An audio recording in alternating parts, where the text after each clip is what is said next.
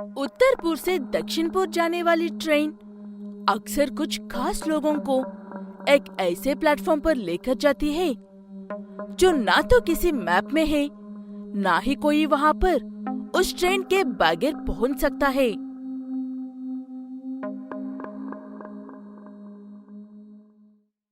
Monty और जफरी, ये दोनों दोस्त अपनी शरारतों से प्रेरणा लेकर भूत पकड़ने वाले बने हैं और ये दोनों उत्तरपुर में काफी मशहूर है। इसीलिए उत्तरपुर के स्टेशन मास्टर ने उन्हें उस ट्रेन वाले भूत को पकड़ने के लिए बुलाया है। आपके हिसाब से तो वो भूत हमें उसकी मर्जी के बिना मिल भी नहीं सकता है। फिर आपने क्या सोचकर हमें यहाँ पर बुलाया है? तब वो स्टेशन मास्टर उन दोनों दोस्तों को अपने ऑफिस रूम में लेकर जाता है और उन्हें उस रूम की छत दिखाता है। ये एक दिन सुबह जब मैं हर रोज की तरह ऑफिस आया था, तब मुझे मेरे ऑफिस के छत पर तुम दोनों के नाम नजर आए। मैंने समझा ये किसी का मजाक होगा, लेकिन मेरे कानों में एक अजीब आवाज गूंज रही थी। वो आवाज मैंने मेरे रेडियो में रिकॉर्ड कर लिया। मैं अभी सुनाता हूँ तुम्हें। ये कहते हुए वो स्टेशन मास्टर अपने रेडियो को ऑन करता है। उसमें से ये आवाज आ रही थी, स्टेशन मास्टर, कहो कि तुम मोंटी और जफरी को इस स्टेशन पर लेकर आओगे। ये आवाज शब्दों को तब तक दोहरा रही थी जब तक कि मैंने हाँ नहीं कहा। यही वजह है कि मैंने तुम दोनों को यहाँ पर बुलाया है। ये तो कोई गंभीर केस लगता है। आज पहली बार कोई भूत अपने आप हमें दावत दे रहा है। इसकी तक तो जाना होगा। ये कहते हुए मोंटी और जफरी दोनों जाकर स्टेशन के एक सुनसान प्लेटफॉर्म की कुर्सी पर बैठ जाते हैं। तभी उस प्लेटफॉर्म पर अचानक से धुंध आ जाती है और गायब हो जाती है। जैसे तैसे धुंध गायब होने लगी थी, वैसे वैसे उन दोनों को वहाँ पर एक ट्रेन खड़ी हुई नजर आती है। चल भाई, लगता है यही हमारी सवारी है। ये कहते हुए दोनों दोस्त उस ट्रेन में बैठ जाते हैं और वो ट्रेन चलने लगी थी। दोनों दोस्तों के पैरों में मानो टायर्स लगे हुए थे। वो दोनों एक जगह पर बैठकर दूसरे प्लेटफॉर्म का इंतजार करने की बजाय ट्रेन के कंपार्टमेंट्स में घूमते रहते हैं। ये ट्रेन तो पूरी तरह से खाली लगता है। इसमें हमारे सिवा कोई नहीं है। तभी उनके पीछे से एक आदमी की आवाज आती है, दो लोग कभी अकेले नहीं होते हैं साहब। वैसे आप दोनों कहाँ जा रहे हो? मोंटी और जफरी उस आदमी की आवाज सुनकर हिल गए थे, क्योंकि वो दोनों अभी अभी वहाँ से आए थे और वहाँ पर कोई भी नहीं था। हमारी छोड़ो, तुम बताओ, तुमने कहाँ की टिकट काटी है? कहाँ जा रहे हो तुम? बरगदपुर जा रहा हूँ। वही किए हम। ये बात सुनने के बाद मोंटी और जफरी को फिर से एक झटका लगता है, क्योंकि बरगदपुर नाम का आसपास कोई गांव नहीं था। लेकिन वो दोनों अपनी नानी और दादियों से उसी बरगदपुर की भूतिया कहानियाँ सुनकर बड़े हुए थे।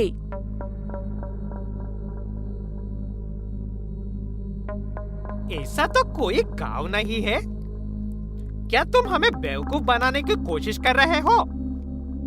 कई साल पहले बदतमीज लोगों से हरा हुआ एक आदमी इसी ट्रेन के दरवाजे से छलांग लगा दी थी। ये कहते हुए वो आदमी सच में चलती हुई ट्रेन से कूद जाता है।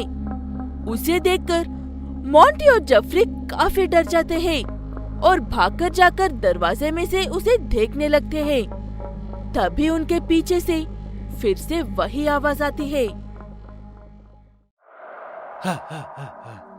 तुम दोनों तो सच में डर गए। मुझे ऐसा क्यों देख रहे हो, जैसा कि मैं कोई भूत हूँ? तुम तो अभी अभी इस चलते हुए ट्रेन से कूद गए थे ना, फिर अचानक से हमारे पीछे कहां से आ गए? ये क्या बकवास कर रहे हो तुम? इस ट्रेन से मैं नहीं, तुम्हारा दोस्त जफरी कूदा था। देखो उसे अपने आसपास। क्या वो तुम्हें कहीं नजर आ रहा है? ये बात सुनने के बाद मोंटी अपने आसपास देखता है। उसे जफरी कहीं पर भी नजर नहीं आता है। तब मोंटी के पैर कांपने लगते हैं और तन में भी गर्मी होने लगती है और मोंटी धीरे से उस आदमी की तरफ मुड़ने की कोशिश कर रहा था। उसे वहां से जफरी के परफ्यूम की स्मेल आ रही थी।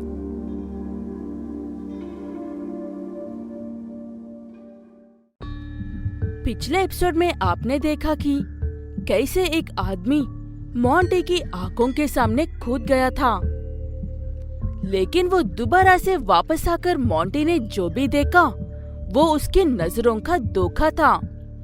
मोंटी धीरे से उस आदमी की तरफ मुड़ने की कोशिश कर रहा था। उसे वहां से जफरी के परफ्यूम की स्मेल आ रही थी। क्या बात है? आप दोनों मुझे ऐसा घूर क्यों रहे हो? कोई दिक्कत है क्या?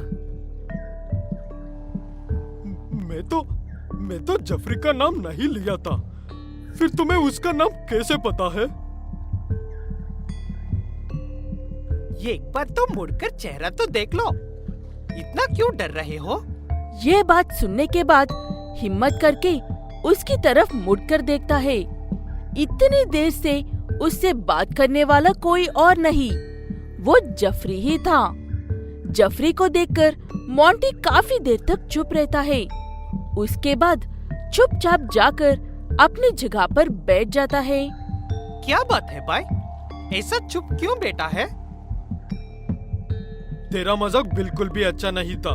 मुझे लगा ट्रेन से कूदने वाला तू ही था।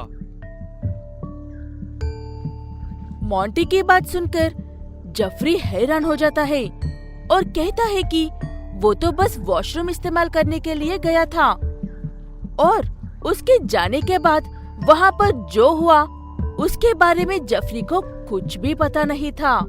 जफरी की बात सुनने के बाद मोंटी वहाँ पर जो हुआ सारी बात बताता है। उसके बाद दोनों मिलकर उस आदमी को ढूंढने के लिए जाते हैं। वो आदमी उसी जगह पर उसी कुर्सी पर बैठा हुआ था। क्या बात है? आप दोनों मुझे ऐसा घूर क्यों रहे हो? कोई दिक्कत है क्या?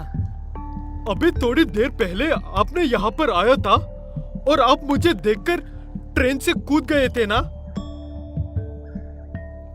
मैं इतने तमीज से बात कर रहा हूँ और तुम बदतमीजी कर रहे हो।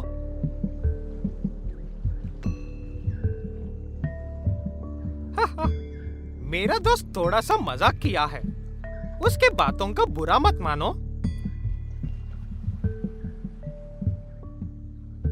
चल यहाँ से, तुझसे कुछ कहना है।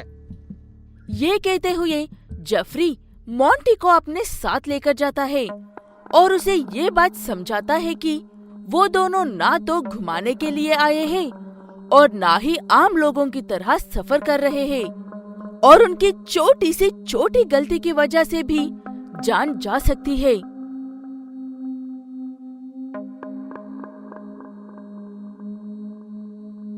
मैंने एक पल के लिए ये बात भूल गया था यार, लेकिन हम कब तक ऐसे सफर करते रहेंगे?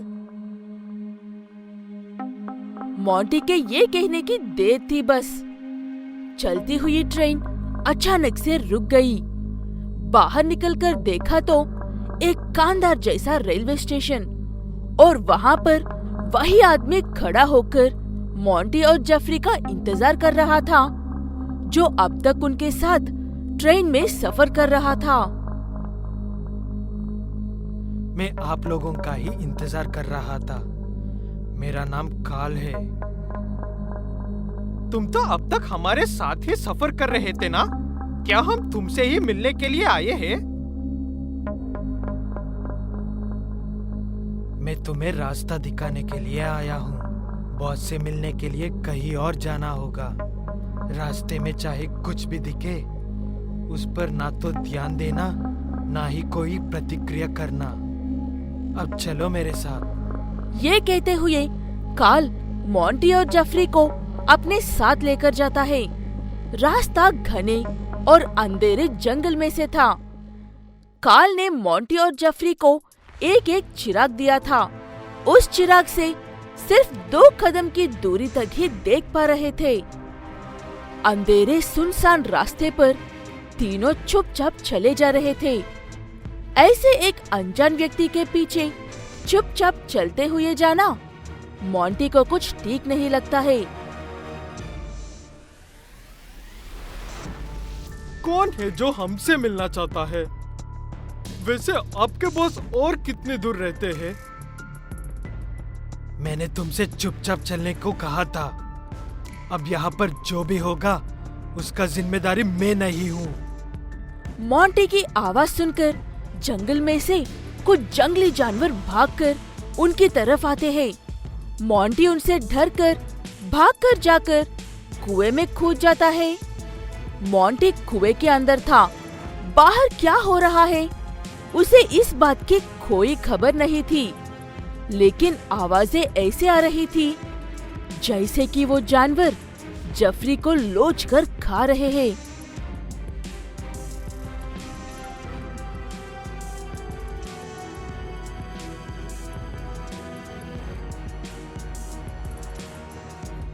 Jeffrey! Jeffrey! Carl! Next episode का